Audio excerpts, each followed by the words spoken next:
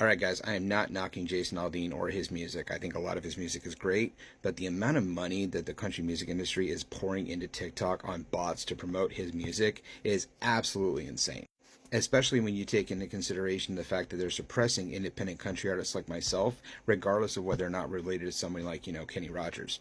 Because as everybody knows, if you're not willing to sign a contract, they want nothing to do with you, and they sure as hell don't want you competing with their artists.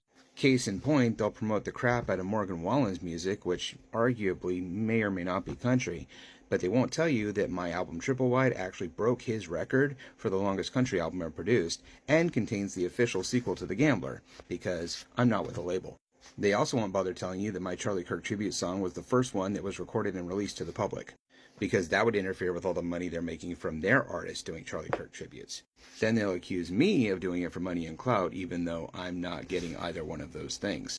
And I know I'm not the only independent country music artist struggling with this issue, so I'm going to start a club called the Second Edition.